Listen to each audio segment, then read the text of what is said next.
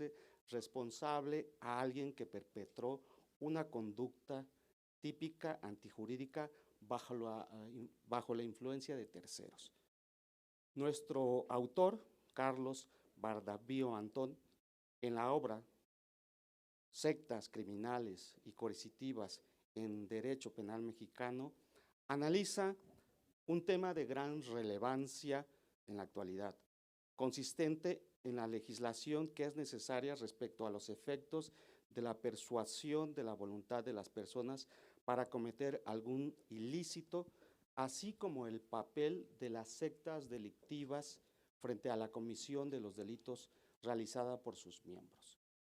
Al respecto, en primer término, quiero destacar que tras revisar esta obra, pude observar el esfuerzo monumental y significativo ejecutado, pues es el resultado de años de investigación que llevaron al profesor Bardavio a profundizar sobre temas de la culpabilidad y las sectas criminales, temas que incluso dio origen a su tesis doctoral denominada Las sectas en Derecho Penal, estudio dogmático de los delitos sectarios, lo que llevó a obtener la calificación sobresaliente cum laude. De esa guisa, la importancia de este libro radica en la evolución que ha tenido la sociedad y que ha llevado a la formación de diversos grupos, los cuales denomina el autor como sectas coercitivas, mismas que en ocasiones lleva a sujetos a cometer ilícitos bajo la influencia de lo que se denomina persuasión coercitiva de un grupo o ente externo. Igualmente, me permito resaltar que la presente obra logra ser un estudio completo, ya que el autor adopta un enfoque no solo jurídico, sino también un punto de vista psicológico y criminológico.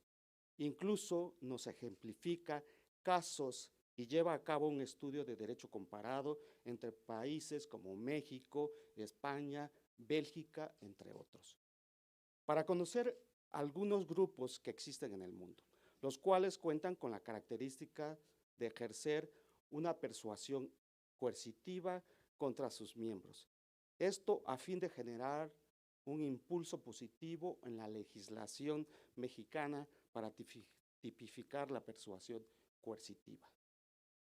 También encontramos una definición otorgada por el autor de las sectas coercitivas como aquellas que, aún no habiendo ejecutado un delito, constituyen una organización criminal especial que producen la persuasión coercitiva de sus miembros, atentando contra sus derechos individuales, diferenciándolos de las organizaciones criminales, las cuales consisten en grupos sectarios que, sin utilizar la dinámica criminal de persuasión coercitiva, perpetren delitos comunes tales como la defraudación o la estafa.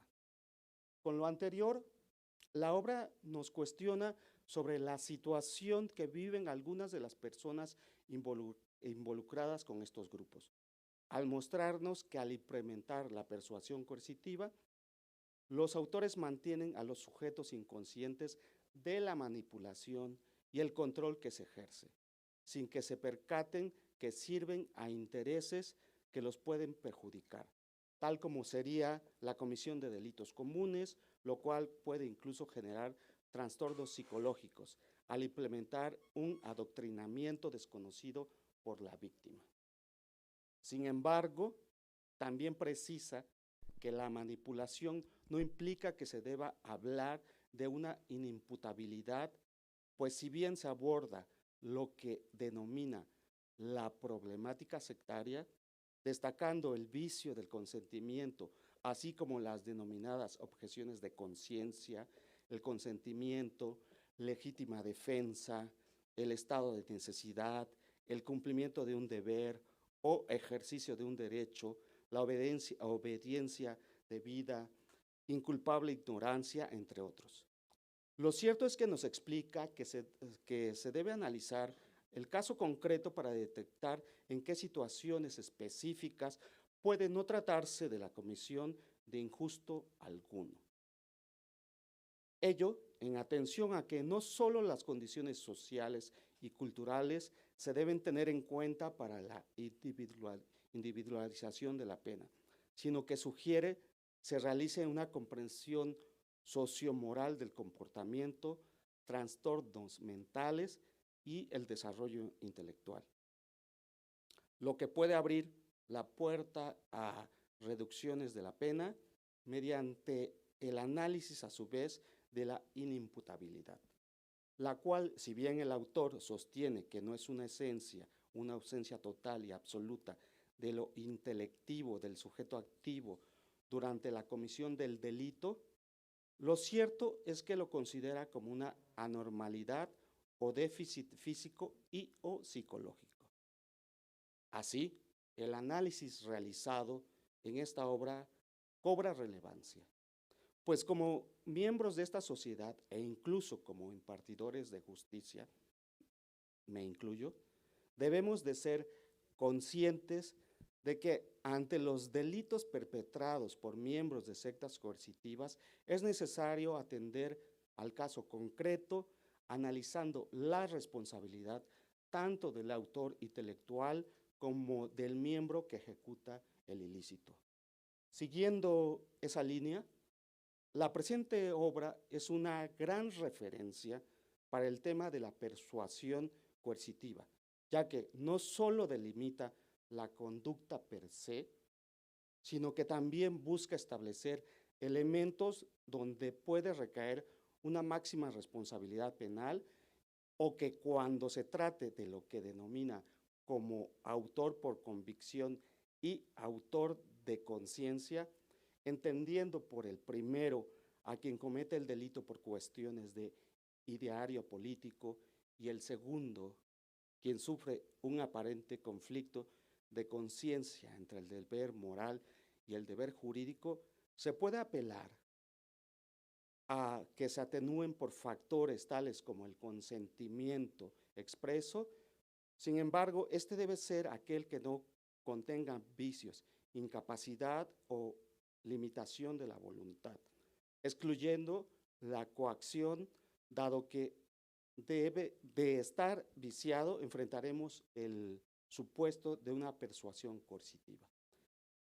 En esa tesitura, el autor plantea la propuesta de tipificación aludida para incluir dentro del capítulo de los delitos contra la libertad un nuevo artículo en el que se criminalice la persuasión coercitiva como un ataque a la modalidad interna por causa exógena, a la libertad de voluntad, con ello con el afán de superar la falta de un tipo de coacciones en relación al engaño coercitivo como una forma más de delimitación de la voluntad.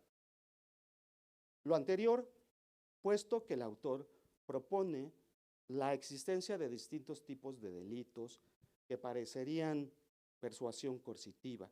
Sin embargo, de acuerdo con los matices que guarda cada caso, propone una posible y necesaria criminalización de las conductas que atenten contra la capacidad o formación de la libertad, la capacidad de decidir y de ejecución de la voluntad, para con ello superar el vacío legal y evitar que se difumine su perseguibilidad. Asimismo, prevé la posibilidad de incluir agravantes en el caso de víctimas incapaces, menores de edad, sobre personas con estados de ignorancia o con especial vulnerabilidad social, así como la inclusión de un tipo de imprudencia consciente grave, tanto en la acción como en el resultado. Además del análisis de la incertidumbre de las víctimas ante la falta de concreción delictiva en los códigos penales, el autor propone la implementación de campañas de prevención divulgativas con operadores jurídicos y profesionales, tanto de la psicología como de la psiquiatría. Como vemos, este libro es de gran interés, tanto para los profesionistas del derecho como para la sociedad en general, al abordar un tema que puede afectar a cualquiera, siendo este análisis sin duda el fruto de un gran esfuerzo.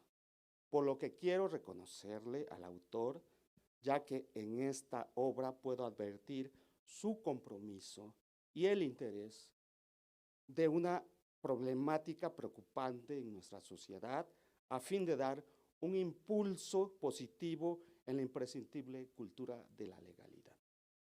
Nuevamente agradezco la invitación a acompañarlos en esta mañana y reitero mi felicitación al autor Carlos Bardavío Antón por este libro. Y como dicen en mi pueblo, dejo hasta aquí esta conversación, porque de lo contrario, luego ya no tendremos de qué platicar. Muchas gracias.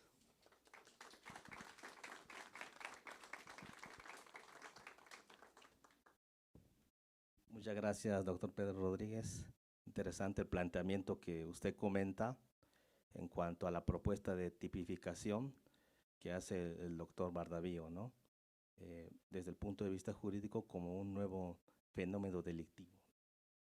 Recomiendo ampliamente la lectura de este texto. Estuve en la búsqueda de material bibliográfico, sin embargo me di cuenta que el autor que tenemos hoy en día aquí en esta biblioteca es de los pocos que ha venido escribiendo sobre el tema e investigando, ¿no? Porque también ahí en la revisión que realicé se puede advertir, ¿no? De que el autor analizó diversos expedientes, ¿no? Y lo cita de manera correcta para que podamos en alguna manera entrar al análisis, ¿no?, de este nuevo fenómeno delictivo. Muchas gracias, Pedro. A continuación, daré el uso de la palabra a la licenciada Ángela Frías Acevedo, quien es licenciada en Derecho por la Facultad de Derecho de la Universidad Nacional Autónoma de México y especialista en Derecho Penal, por la División de Estudios de Posgrado de la UNAM. También es profesora de asignatura de juicios orales en materia penal y Derecho Procesal Penal en el sistema de Universidad Abierta de la Facultad de Derecho de la UNAM. Es fundadora del Instituto Jurídico Atenea, actualmente abogada postulante en materia penal. Por favor, licenciada, le cedo el uso de la palabra. Bueno, buenos días a todos.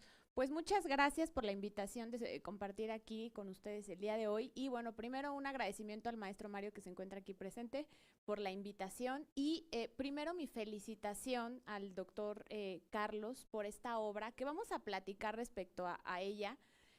Es importante primero que nosotros tengamos en cuenta que el derecho se va ajustando a las condiciones de la comunidad, de la sociedad. Tenemos el derecho penal que precisamente regula conductas que afectan a las personas.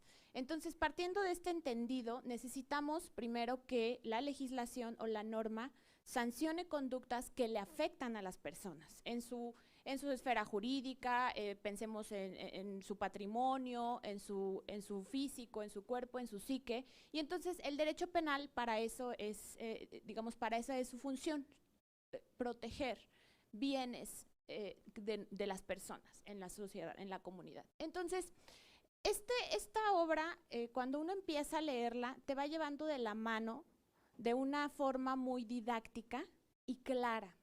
Primero, el profesor doctor nos empieza explicando los conceptos que pues para muchos son desconocidos, ¿no? Esta coerción, este dominio, pues muchas veces nosotros desconocemos este tipo de conductas que nosotros las vemos a diario. No me quiero meter como en ejemplos porque para eso vamos a leer el libro, pero todos los días últimamente han ocurrido conductas que pues incluso hasta por redes sociales, este tipo de figuras y de sectas, sin entrar a la definición, que si quieren conocerla hay que remitirnos al libro.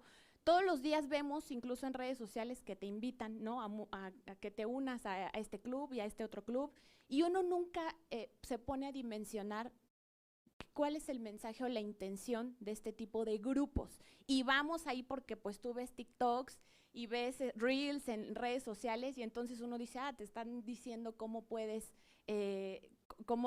tú obtener el éxito en tu vida, ¿no? Y entonces ahí vas y pagas 30,000 pesos poniendo un ejemplo, ¿no? Para que te digan cómo puedes conseguir el éxito y cómo puedes triunfar en la vida. Pero cuando uno va a ese tipo de, pues de lugares donde te van a enseñar a ser triunfador y exitoso, te das cuenta que empiezan a, pues, a compartirte ideas, ¿no? Y luego posterior a eso te quedas en un, digamos, como en un estado un poco de vulnerabilidad mental, ¿no? Porque pues obviamente te alimentan con ideas.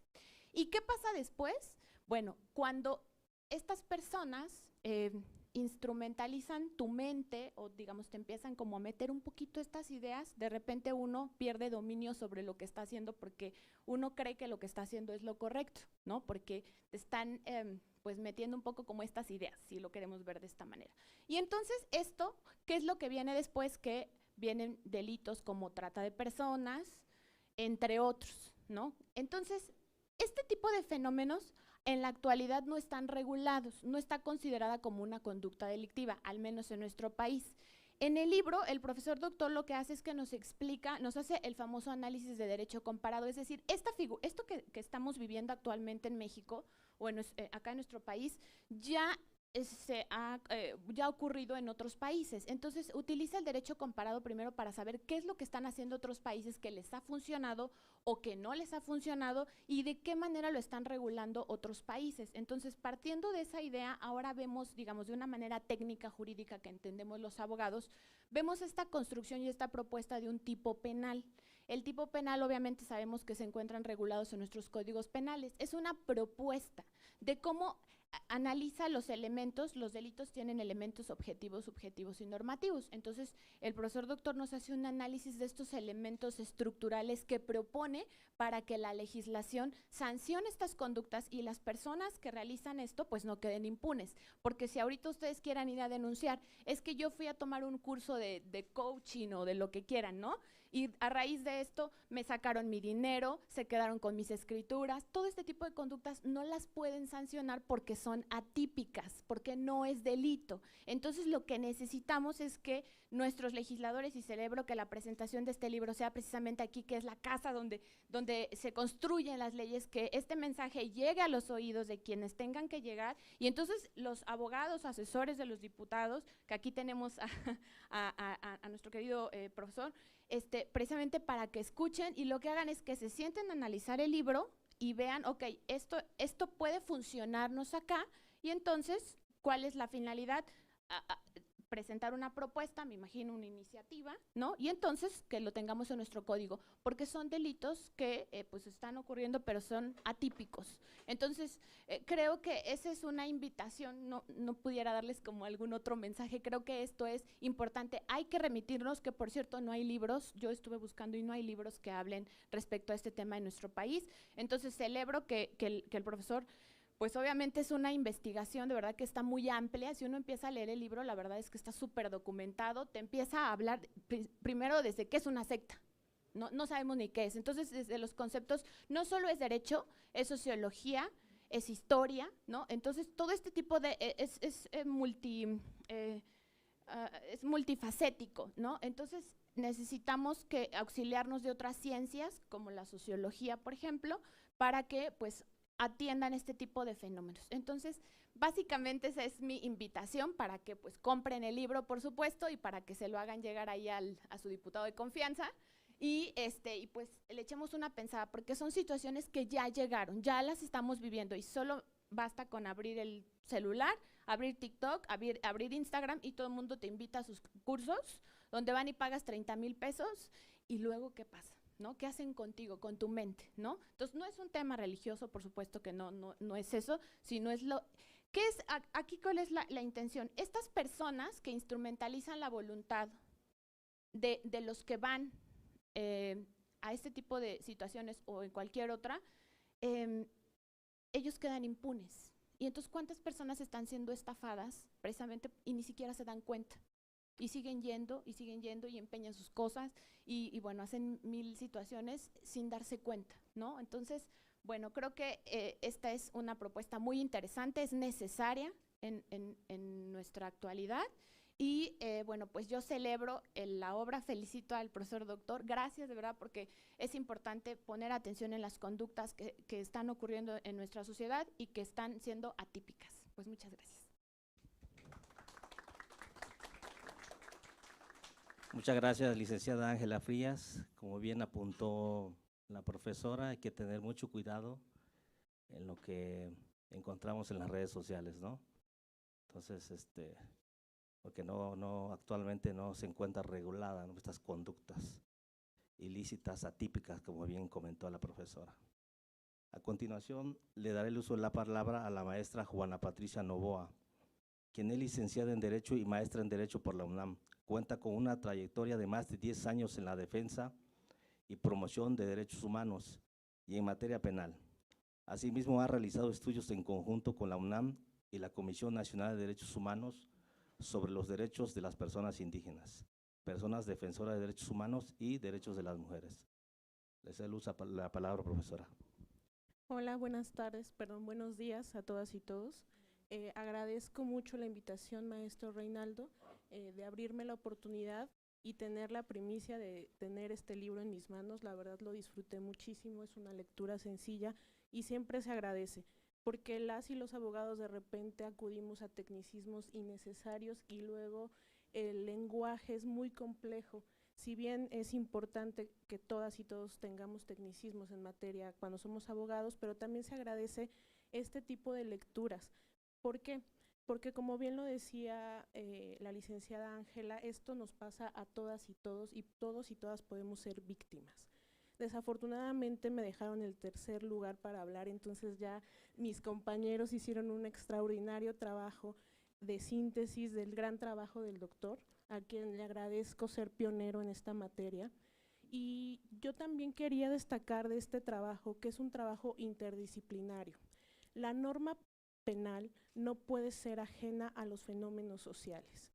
Entonces, si tomamos en cuenta la realidad social, lo que está pasando allá afuera, tomamos en cuenta la psiquiatría, la sociología, la psicología, la norma penal que tendremos no será ajena a la realidad social. ¿Y por qué es importante esto?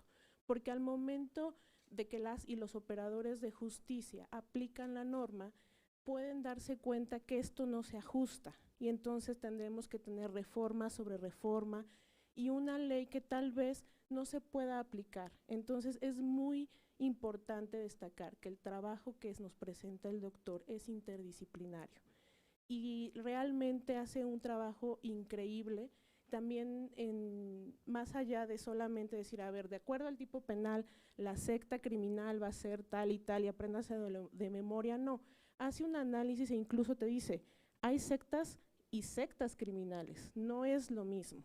Entonces no podemos, y justamente toca una línea muy delgada de la libertad. Y esa libertad es un debate muy rico, a la que los invito a que lo lean, porque es un tema muy complejo, muy difícil, incluso si no se toca adecuadamente puede caer en algunas cancelaciones, como decimos hoy en día, de ay, no lo van a cancelar por tocar este tipo de temas, pero no, afortunadamente el doctor lo hace desde una perspectiva jurídica adecuada, idónea al tiempo que estamos viviendo, y hace pensar y crear un debate legislativo con herramientas de otras disciplinas. Y esto siempre es importante, porque la norma se aplica a personas y también pensando en la realidad delictiva.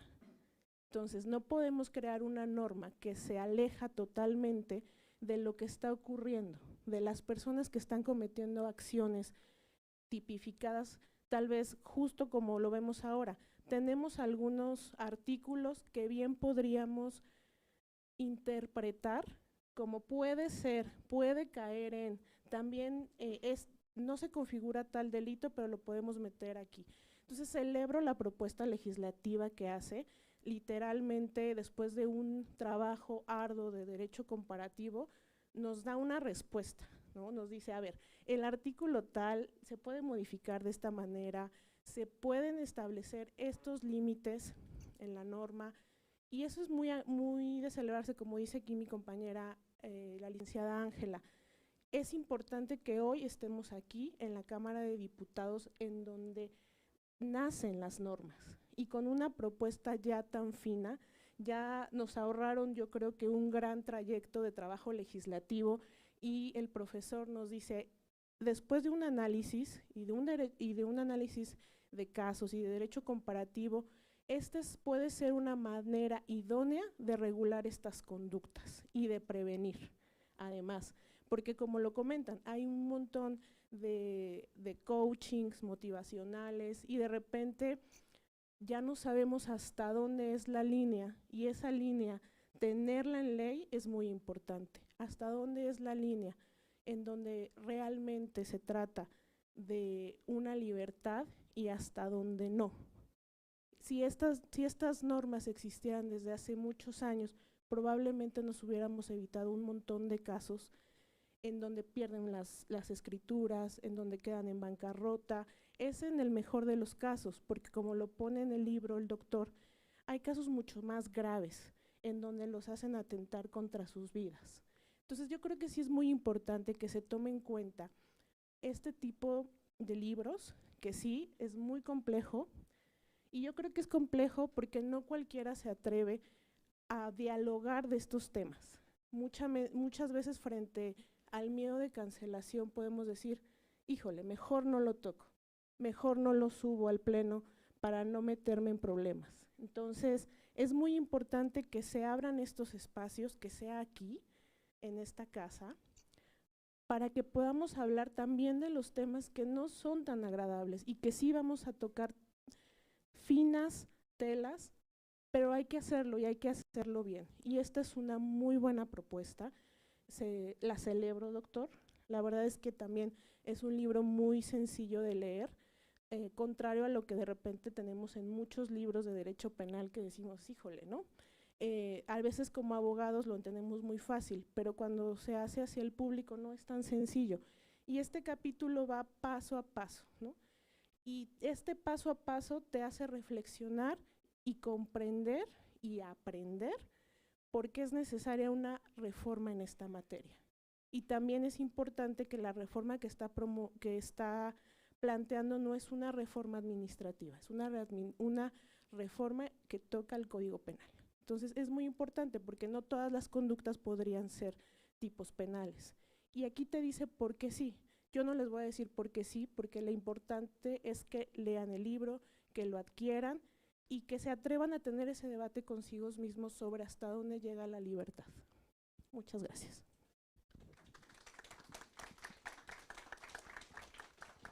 Muchas gracias, maestra.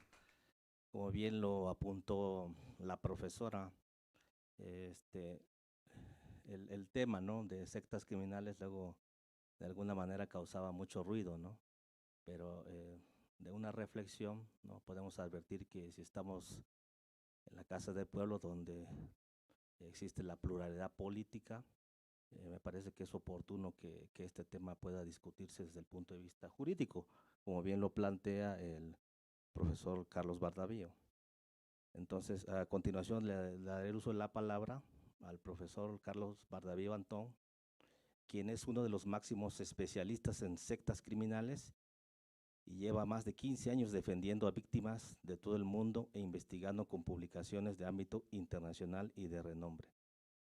Es doctor en Derecho por la Universidad de Sevilla, abogado, socio director Bardavío Abogados y profesor de la Universidad Internacional de La Rioja, España. Muchas gracias, profesor. Tiene el uso de la palabra. Muchas gracias. Buenos días a todo el mundo. Esta invitación, la verdad es que estoy bastante sorprendido, puesto que la presentación de mi tesis doctoral en 2018, cuando se publicó, exclusivamente la presenté en el Colegio de Abogados de Madrid, junto con mi director de tesis doctoral, a quien le dedico el libro a mi maestro, profesor doctor honoris causa múltiple, Miguel Polaino Navarrete, y también a mi esposa, Saray López Castro, que está aquí presente. En segundo lugar, quiero dar las gracias también al diputado Alberto Vázquez, que aunque no ha podido estar presente hoy, ha sido pues una persona súper importante para poder, en este acto, que se haya podido realizar. En segundo lugar, también al asesor del diputado Alberto Vázquez, al señor Reinaldo Vázquez, también por la invitación y por toda la organización de este evento, puesto que sin ellos hubiera sido imposible pues, presentarme aquí Y además, tengo que decirlo claramente, estoy muy sorprendido, puesto que veo que aquí mis distinguidos colegas han examinado el libro, lo han leído atentamente y lo han resumido inclusive mejor de lo que yo lo pudiera hacer. Eso me lleva pues, a sentirme muy...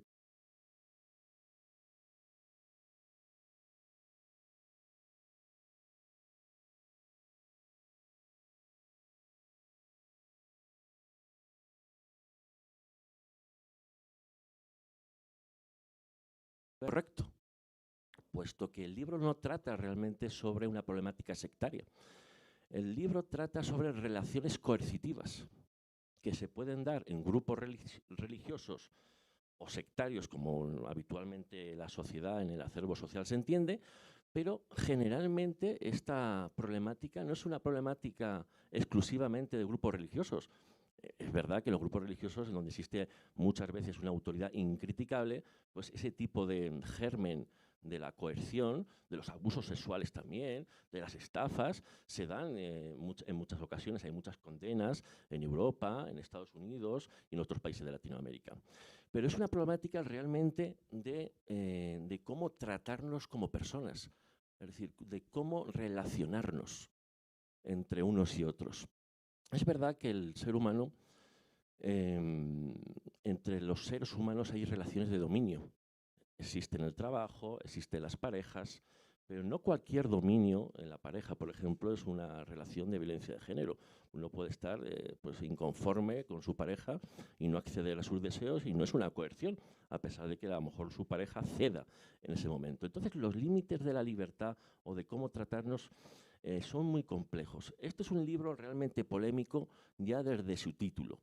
Yo hago una diferenciación entre sectas criminales y coercitivas, puesto que hay grupos coercitivos que utilizan la persuasión coercitiva, de la que voy a tratar de resumir aquí brevemente, pero también hay otros grupos que no utilizan la persuasión coercitiva y cometen delitos cualquiera, como por ejemplo ha comentado mi querido compañero, un delito contra la hacienda pública. Un delito contra la hacienda pública lo puede hacer cualquiera y no hace falta una persuasión coercitiva. ¿Se podría dar el caso? Pues se podría dar, pero no es el fenómeno, ¿no? Bien, quiero explicar que yo inicié aquella tesis doctoral allá por el año 2005, cuando me acogió mi director de tesis doctoral, Miguel Polaino Navarrete, en la antigua Real Fábrica de Tabacos de Sevilla, y durante 10 años estuve investigando. Tengo que decirlo, 10 años combinado con mi labor como abogado, 10 años de real tortura, una tortura enorme, puesto que me di cuenta que el tema propuesto por mi director de tesis doctoral era un tema de alta complejidad, no solo técnica, sino también porque no había apenas cosas escritas ni por la jurisprudencia, ni por la psicología, ni por la psiquiatría. Es decir, hay muy poca investigación a nivel mundial e histórico. Muy poco, quiero decir, comparado, por ejemplo, con la violencia de género. Y por eso tardé tantos años trabajando los fines de semana hasta que llegué a una conclusión, que es que en verdad esa conclusión, tengo que decirlo realmente, la idea me la dio el director de mi tesis doctoral, don Miguel Polaino Navarrete. Me dijo, recuerdo, creo que es un problema de libertad, es un problema de delito de coacciones.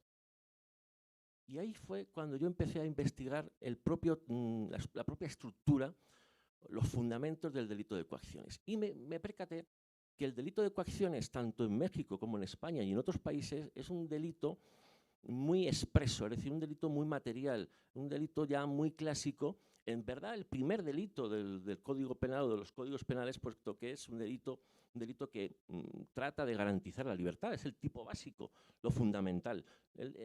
Podríamos hablar también del delito de amenazas, pero yo creo que fundamentalmente es el delito de coacción. Sin embargo, en las legislaciones mexicanas, evidentemente, en España y en otros países, ese tipo penal está estructurado bajo lo que entendemos como coacción expresa o material. Es decir, aquello que claramente se ve a través de, por ejemplo, violencia o intimidación.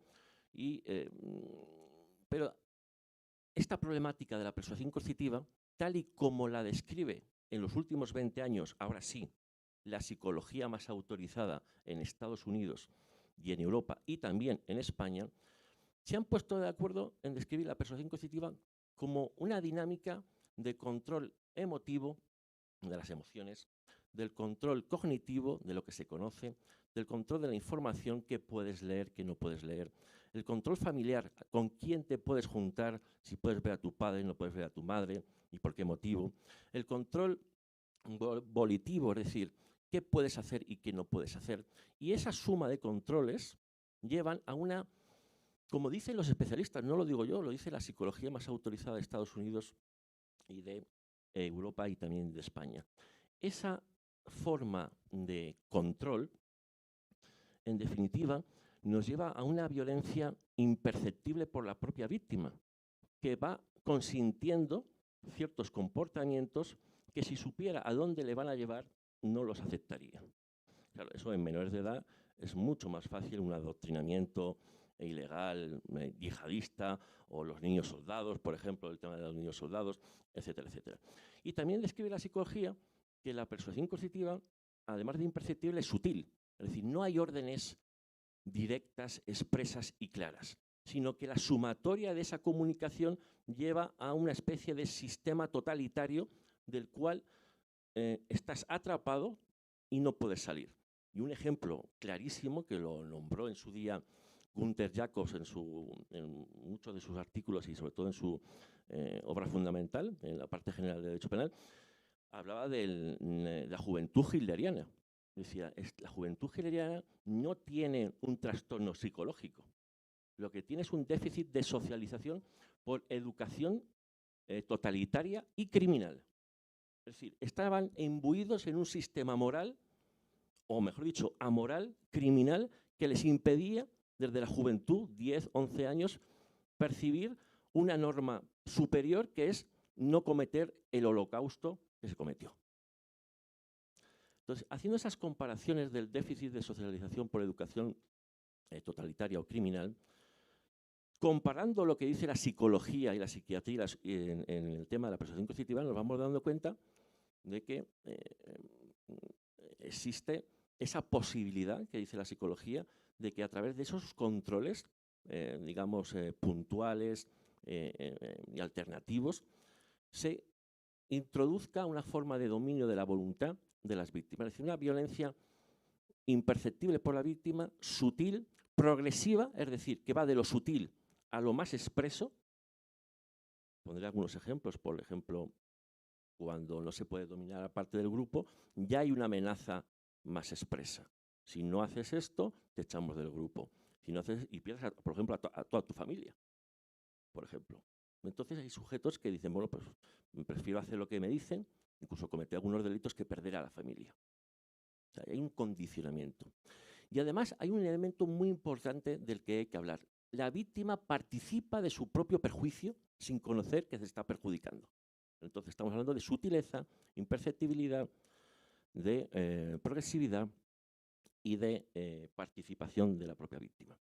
Entonces, claro, mi gran problema era ubicar esto que dice la psicología, por ejemplo, Rodríguez Carballeras en España, José Miguel Cuevas Barranquero en España, Langón en Estados Unidos, Marshall en Estados Unidos, y ubicarlo en algún lado. Y claro, estuve estudiando si podíamos ubicarlo como un delito, como he dicho antes, de amenaza, un delito de detención legal, un delito de secuestro, un delito de trata de personas, un delito de acoso moral, un delito contra la integridad moral. Al final mi respuesta fue que era mucho más sencillo. Es un delito contra la capacidad de la voluntad. Es un delito contra la capacidad que tenemos los seres humanos de tener una voluntad propia que está inherentemente unido a la dignidad de las personas. Es decir, nadie puede hacer depositar su voluntad enteramente en la de otro, porque pierdes la dignidad humana. Una cosa son los conventos de clausura, en donde las personas, y eso está dentro de la libertad religiosa y de la libertad de conciencia, aceptan estar ahí dentro, pero pueden salir cuando quieran. Pero una cuestión distinta es depositar tu voluntad plenamente para cualquier cuestión. No solo vestimenta, sino qué hago todos los días. O si pregunto y critico algún postulado dogmático, me echan.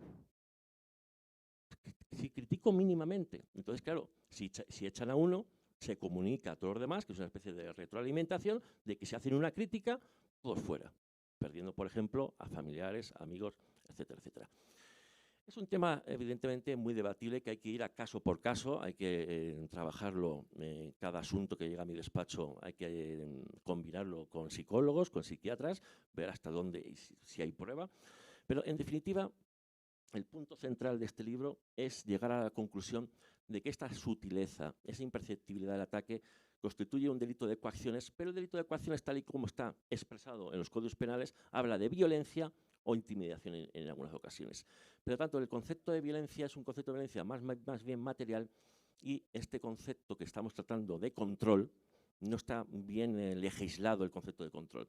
Hay algo muy similar que ya ha empezado la psicología a hablar de forma muy clara, que es la violencia de control que existe en la violencia de género, o inclusive también en la violencia doméstica.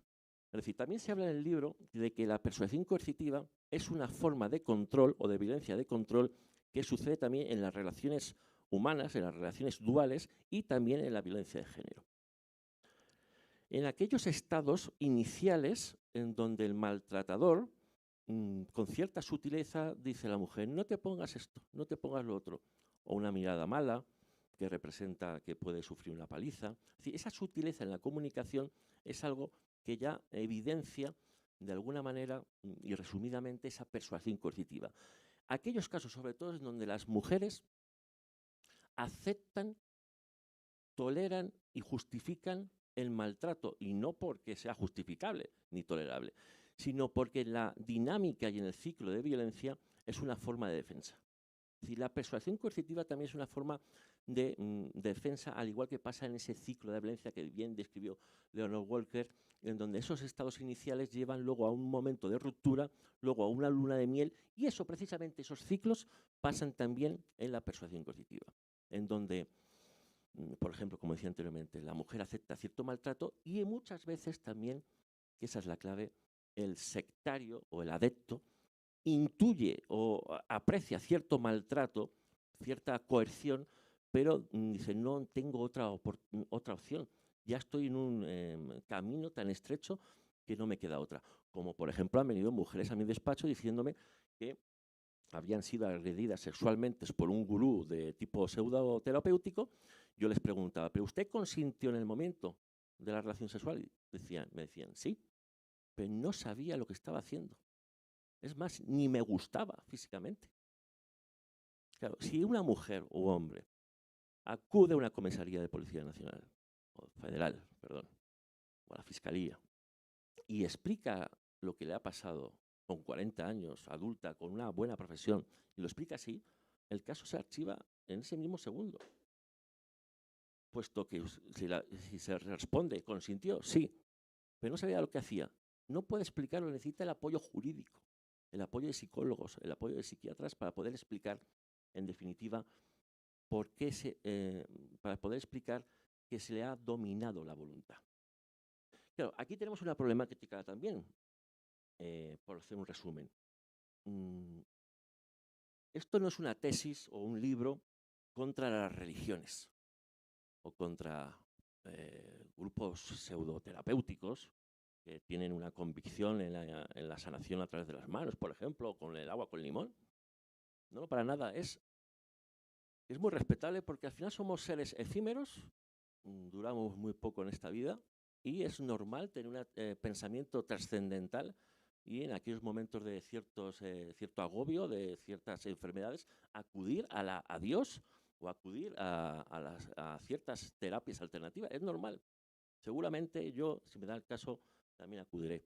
Pero a lo que voy con esto, este libro, o la tesis doctoral publicada en 2018, es un texto que no va en contra de las religiones o las creencias, sino que lo que hace es defender a aquellas personas que han sido abusadas a través de ese medio de comunicación que es la religión o la medicina o las terapias alternativas o el coaching. Es decir, es una defensa o una garantía de la libertad religiosa y de la libertad de conciencia, o en definitiva de la libertad contra los abusos que realizan esos gurús líderes espirituales que son incriticables y que a través de ese poder que van consiguiendo a través de la persuasión coercitiva abusan de menores de edad, de mayores de edad, tanto carnalmente, económicamente, etcétera, etcétera. Este es el germen de la persuasión coercitiva. A través de la persuasión coercitiva, este tipo de grupos, que puede estar formado por más o menos número de personas, pueden cometer otros delitos. Es decir, a través de la persuasión coercitiva se pueden cometer abusos sexuales o agresiones sexuales en mayor de edad, se puede conseguir la trata de personas, como un caso muy famoso que ha habido en Perú, de una chica, varias peruanas y una española, que las convenció de que con la procreación que iba a tener con él se iba a salvar la humanidad. En definitiva, entró la policía peruana en la selva peruana y encontraron que todas ellas habían dado a luz a varios hijos, pero estaban siendo violadas repetidamente y maltratadas. Es decir, hay una progresividad en este delito que va de la sutileza de la persuasión coercitiva a luego a formas más graves, que son las que luego vemos. La trata de personas se ve más, es más clara, puesto que es un delito mucho más trabajado, mucho más estudiado y mucho más grave. También vemos otros delitos, por ejemplo, los casos famosos de suicidios colectivos o también podríamos llamarlos homicidios o asesinatos en autoría mediata o en comisión por omisión.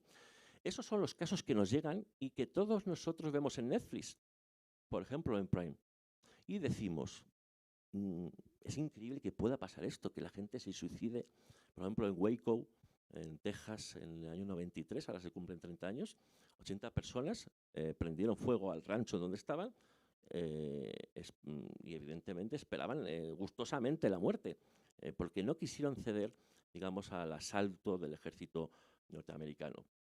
Y se prendieron fuego. Pero hay un debate ahí, si se prendieron fuego por una cuestión de suicidio, digamos, libre, o hubo una imposición, digamos, por esa previa persuasión coercitiva y por lo tanto estaremos hablando de un homicidio o, mejor dicho, asesinato en autoría inmediata o en comisión por omisión. Eso recientemente en Kenia, por ejemplo, también 500 personas han fallecido de un grupo religioso cristiano vinculados al catolicismo. Recientemente, hace 2-3 meses.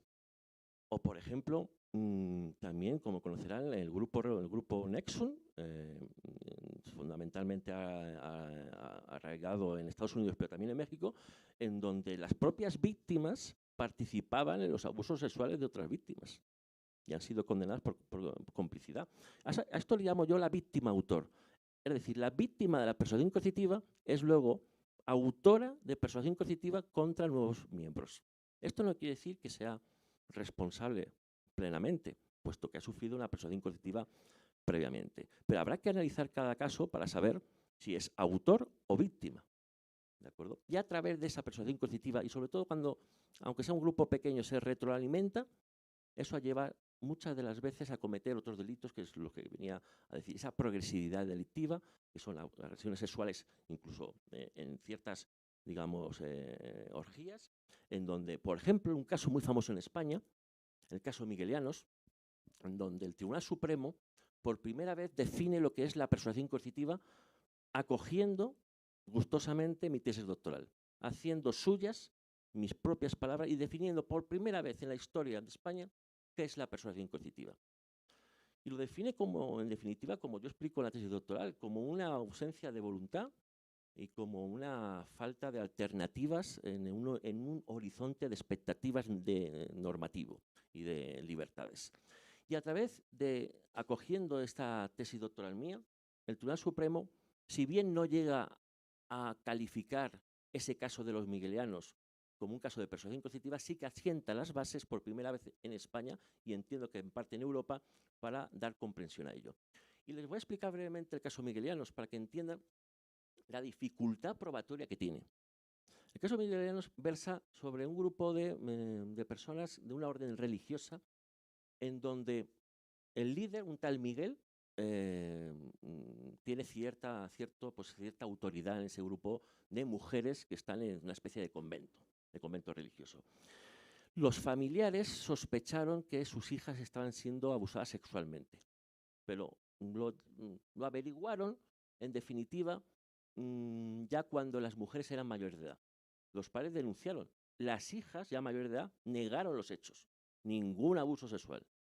Este señor igualmente estuvo en prisión preventiva durante 4 años. Al segundo año de estar en prisión preventiva, todas las mujeres, unas 5 o 6, dijeron que efectivamente habían sido abusadas sexualmente durante la minoría de edad y la mayoría de edad. ¿Y por qué, se preguntarán ustedes, por qué no denunciaron al principio y por qué denunciaron 2 años después? Porque se habían desenganchado de la persuasión coercitiva y se habían desvinculado del dominio de la voluntad del autor.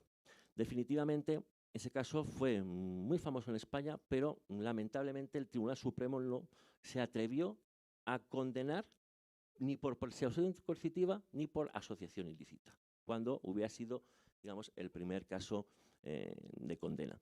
Todas estas problemáticas, tanto de España o de otros países, las he traído a México y he adaptado todo lo que se ha investigado en España, la legislación española, francesa, belga y de Reino Unido sobre todo y de Luxemburgo, se ha adaptado a la legislación mexicana. Eso sí, y lo tengo que decir claramente, esto es una, digamos, una pequeña piedra, una primera piedra al objeto de hacernos, como bien decía la doctora, para preguntarnos, debatir con nosotros mismos, también a los legisladores, de si hay víctimas de esta problemática. En mi despacho acuden aproximadamente unas 7 o 8 personas semanalmente en España y otras 2 o 3 personas de consultas jurídicas, sobre todo de México y de Latinoamérica. A mí, solamente a mi despacho. Entonces hay que preguntarse si hay víctimas y para eso hay que preguntar a los psicólogos, a los psiquiatras, para evidenciar esa problemática. Y a través de ahí, a través de esa preocupación, hablando con las víctimas, viéndolas a la cara, porque no es lo mismo leer este libro que habla de situaciones gravísimas, que hablar con las víctimas. Cuando ustedes hablen con las víctimas, creo que definitivamente comprenderán cuál es la problemática. Así que muchas gracias y espero que esto sea, digamos, un punto de inflexión para que exista un debate en la legislación y en la sociedad mexicana. Muchas gracias.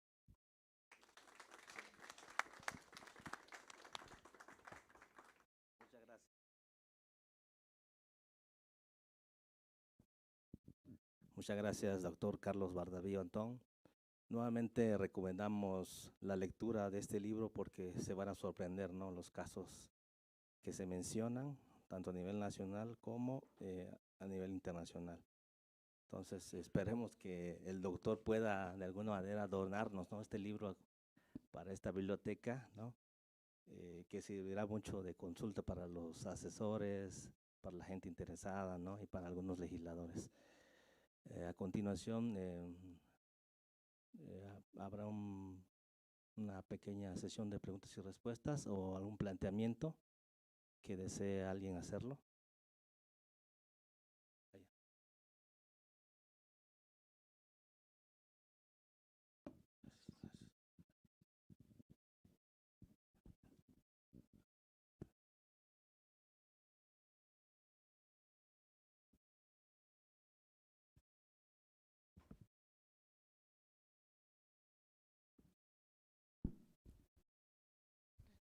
Gracias.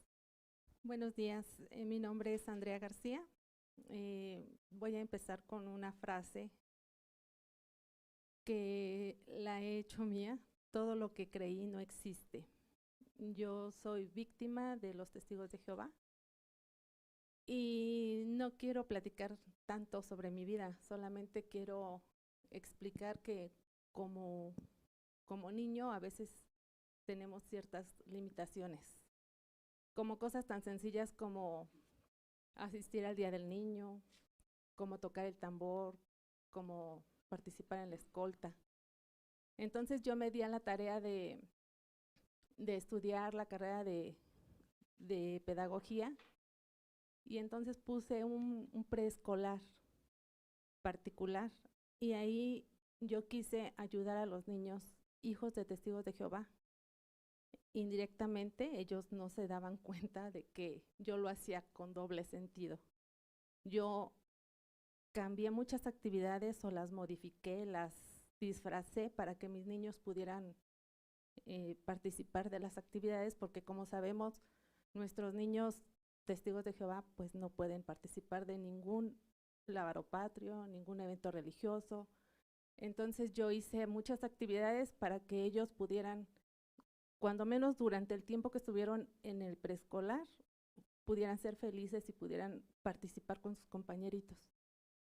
Entonces yo creo que sí es importante que se haga algo por esos niños, porque como son hijos de padres, testigos de Jehová, es complicado que a esos niños se les escuche.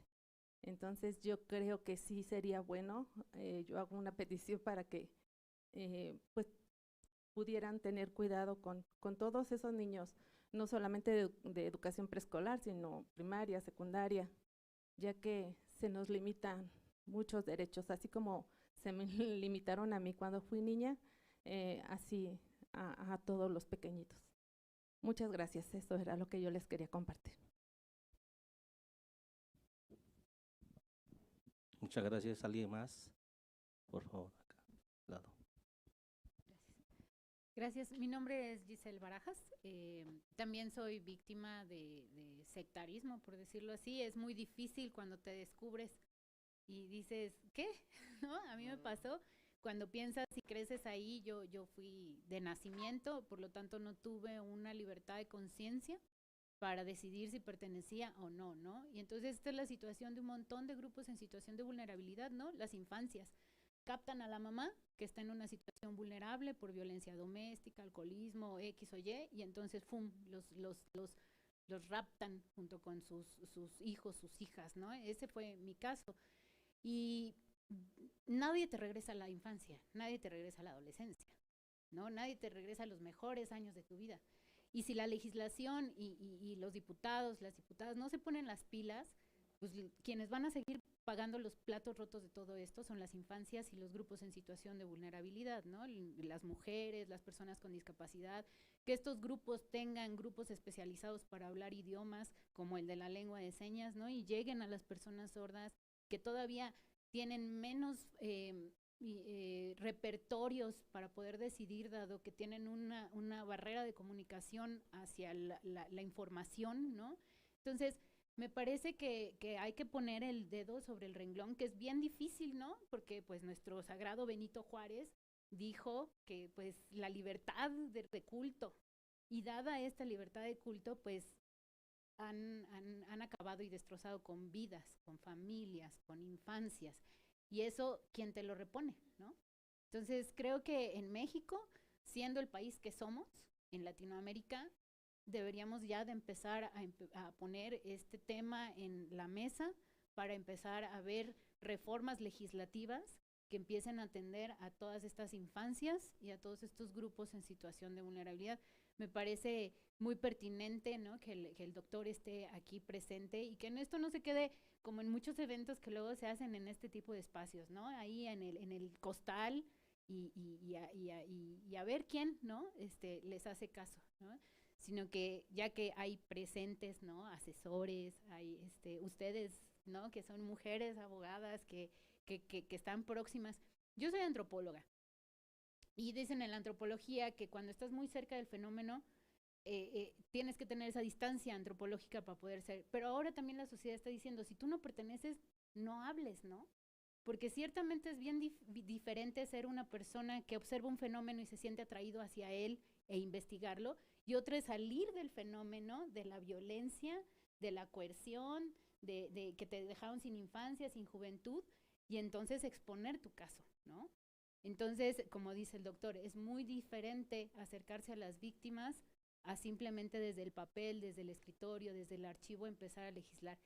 Y pues por todas esas víctimas y por las que vienen, ¿no? Creo que estamos en una coyuntura de paradigmas, ¿no?, en donde se está velando por las infancias, por las mujeres, los movimientos feministas, el movimiento LGBTIQ+, ¿no?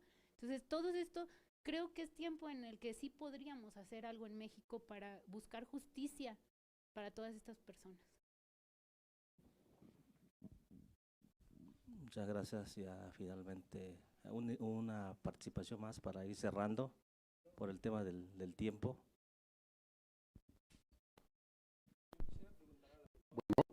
Perdón. Buenas tardes. Celebro que este evento sea y sean mayor número de eventos con este tipo de profundidad de tema. Soy Jorge Adrián Salinas, pertenezco a la biblioteca, la área de referencia especializada. Primeramente quisiera saber, no vi toda la plática por otro tema de trabajo, pero hay un tema que no sé si lo abordaron sobre la penetración de estos grupos al área política y que toman fuerza. Hablaban de Nexus, que tuvo mucha penetración en los grupos de poder político y económico en Estados Unidos, pero también hay otra en México, La Luz del Mundo, y que tiene, creo, representantes en legisladores, en grupos parlamentarios en México. Y qué es la importancia que ha manejado esto para que siga penetrando en varias zonas de la República. Hay que reflexionar porque esto va incrementando su presencia y va impactando en la sociedad. Y otra pregunta nada más, si va a haber venta al público en este momento sobre la obra. Gracias.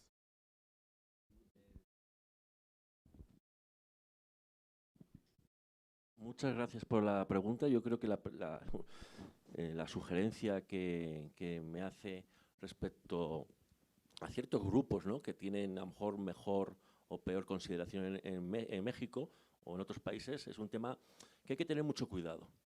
Muchísimo cuidado, porque no es lo mismo, es decir, por ejemplo, en Estados Unidos la Iglesia Católica fue condenada a pagar $400 millones por por no hacer todo lo necesario en el tema de abusos sexuales a menores. Pero eso no quiere decir que la Iglesia Católica sea una organización criminal.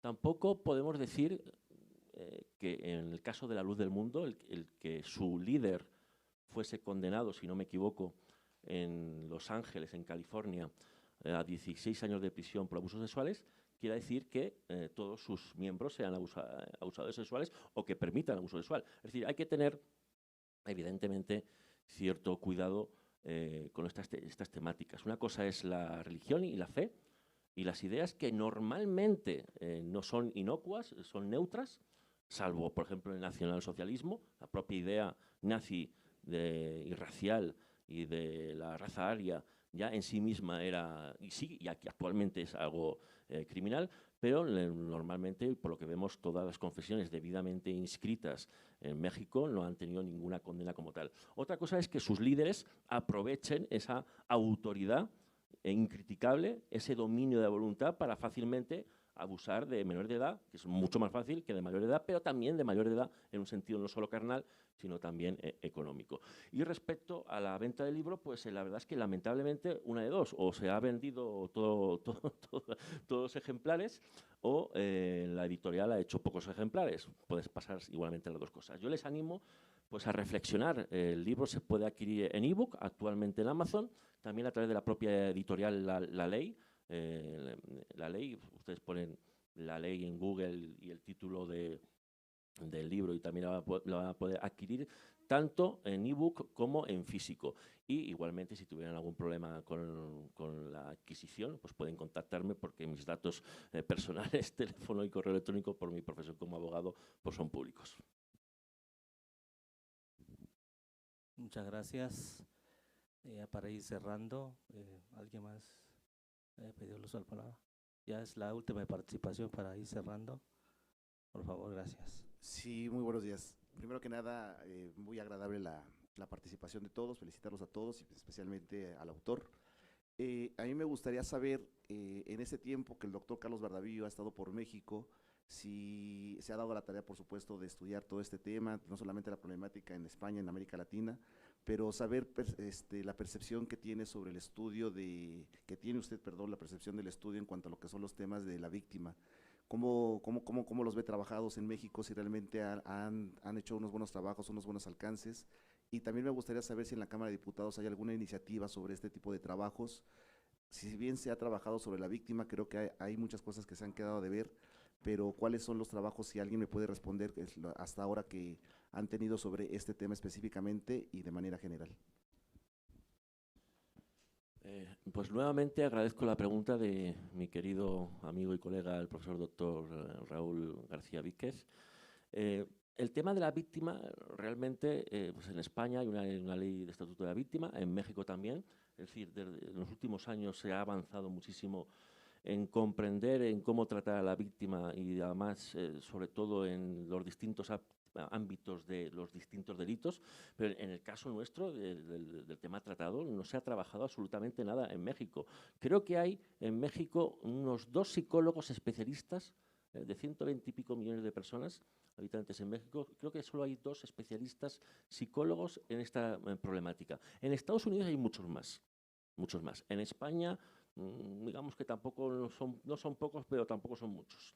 Y en Europa, en Francia, por ejemplo, Francia tiene una ley, no antisectas, una ley que se llama de manipulación psicológica en el Código Penal francés. También en el Código Penal belga, en el Código Penal de Luxemburgo y también en el Reino Unido como una forma de la violencia doméstica, que dicen ahí. Lo que llaman ellos coercive control, que es control coercitivo dentro de la relación de pareja. Es decir, solo en esos países, algo en Alemania, que tienen también un departamento no de control, sino de prevención, y algo de prevención en Argentina y en Colombia, existe cierta preocupación a favor de estas víctimas. Es decir, hay muy pocos especialistas y hay que promover, no solo el estudio jurídico, evidentemente, pero previamente el estudio de la víctima, para poder, digamos, prestar especial atención a la trascendencia del dominio de la voluntad y todo lo que ello conlleva, muchas de las veces trastornos psicológicos y suicidios. Bien, muchas gracias a todas, a todos por haber asistido a este evento académico, de manera especial al doctor Pedro Rodríguez, a la licenciada Ángela Frías, a la maestra Juana Patricia y desde luego al autor Carlos Bardavío. A continuación, la directora de esta biblioteca, la doctora María Vázquez Valdés, hará entrega de unos reconocimientos con motivo de esta presentación. Por favor, doctora, muchas gracias.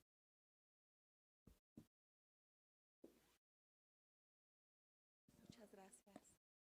Mucho gusto, mucho gusto. Gracias. Buen día, mucho gusto. Pues es un gusto y un honor recibirles esta tarde en la Biblioteca Legislativa de la Cámara de Diputados para presentar un libro tan interesante, tan relevante en el contexto actual, no solo mexicano, sino internacional. Muchas gracias por todas sus participaciones y, por supuesto, doctor Carlos Bardavío, muchas gracias por esta exposición tan precisa acerca del contenido de un material tan importante en este recinto legislativo. Felicidades a la Comisión Bicameral de Concordia y Pacificación, gracias especialmente al diputado Alfredo Vázquez, y tenemos unos reconocimientos para ustedes elaborados en la biblioteca como un agradecimiento por su presencia, por su palabra y por traer aquí este material tan importante. Este reconocimiento es para el doctor Carlos Bardavío Antón, autor del libro.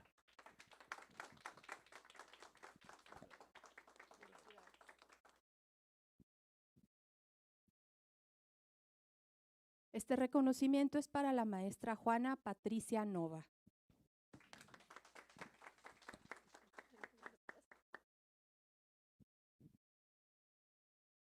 Este es para la licenciada Ángela Frías Acevedo.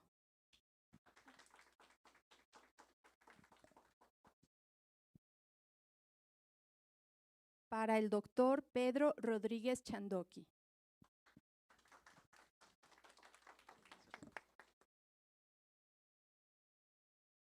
Y, por supuesto, para el secretario técnico de la Comisión Bicameral, el maestro Reinaldo Amadeo Vázquez Ramírez. Muchas gracias a todas y todos por su presencia esta tarde. Gracias a quienes nos siguen por redes sociales y pues es un gusto recibirles hoy en la Biblioteca Legislativa de la Cámara de Diputados. Les pido un aplauso, por favor, para el autor y para los presentadores. Gracias.